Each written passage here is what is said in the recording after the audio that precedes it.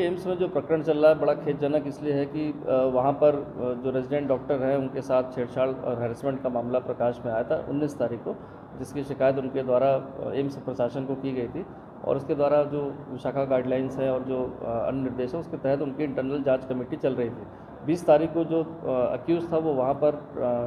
जो psychiatrist ward है वहाँ पर वो एडमिट हो गया था और चूँकि पुलिस को ये कंप्लेंट बाद में मिली थी, वहाँ पर लगातार भीड़ होने के कारण पुलिस को वहाँ पर बुलाया गया था। जब पुलिस वहाँ पहुँची तो देखा कि जो अक्यूज़ था वो वार्ड में था और बाहर 250 से 300 डॉक्टर्स वहाँ पर इकट्ठा थे और उनकी एक ही डिमांड थी कि वो उसको सजा दी जाए, मौके पर सजा दी जाए और इसको देखकर काफ़ी आक्रोशित थे। काफ़ी देर तक एम्स के प्रशासन और पुलिस द्वारा समझाया गया, लेकिन जब समझाने के बाद भी ज़्यादा आक्रोशित हो गए और भीड़ ज़्यादा इकट्ठा होने लगी और कोई मैन हैंडलिंग ना हो, कोई मॉब लिंचिंग ना हो जाए, कोई ऐसी घटना फ्री ना हो जाए, इसको देखते हुए एम्स के जो सिक्योरिटी पर्सनल है उनके द्वारा पुलिस को बताया गया कि एक उनके द्वारा जो रैम्प बनी हुई है वहाँ से भी इमरजेंसी एग्जिट वो कराते हैं और इन्हीं परिस्थितियों के लिए ये बना हुआ है। उसको देखते हुए गाड़ी 4th मंजिल पर अक्यूज़्ड को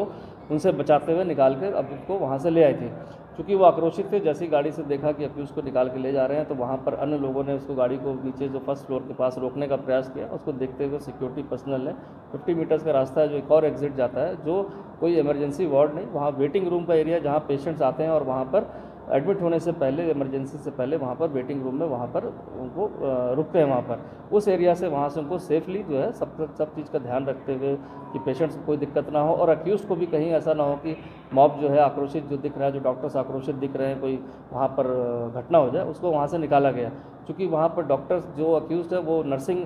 स्टाफ से रिलेटेड है और चूँकि नर्सिंग स्टाफ भी वहाँ पर भारी संख्या में एकत्र था, तो कहीं डॉक्टर्स और नर्सिंग स्टाफ के बीच में कोई क्लैश ना हो, पुलिस या जो एम्स प्रशासन है उसके बीच में कोई क्लैश ना हो और जो वहाँ पर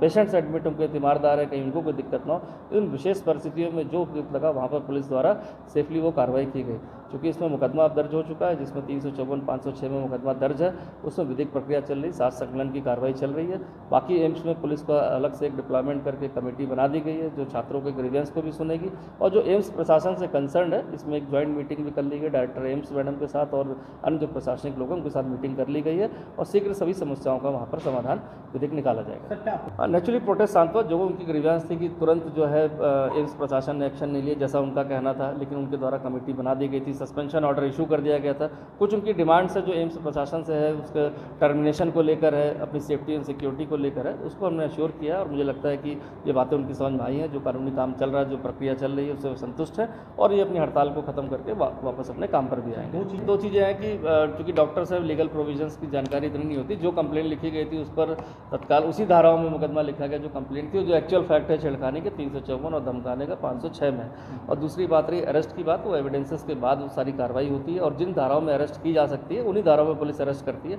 वो कानूनी प्रक्रिया जो मुझे लगता है कि कहीं ना कहीं इतने आवेश में है या इतने भावनात्मक रूप से परेशान है तो कहीं ना कहीं आरोप लगते हैं, लेकिन जो पुलिस ने अपनी कार्रवाई करी वो विधि सम्मत एकदम सही है। वो आने वाले एविडेंस के ऊपर है, क्या गिरफ्तारी उन धाराओं में सेक्शंस में, चूँकि जो हमारे विभिन्न तरह की गाइडलाइंस है उसका जरूर हम पालन करेंगे जो कानूनी प्रक्रिया है। हाँ, अगर इस दौरान इन्वेस्टिगेशन के दौरान कोई गवाहों को धमकाता है, डराता है या कोई प्रलोभन देता है या कोई किसी तरह इन्फ्लुएंस करेगा तो नेचुरल सी बात है कि उसकी गिरफ्तारी भी इसमें की जा सकती है।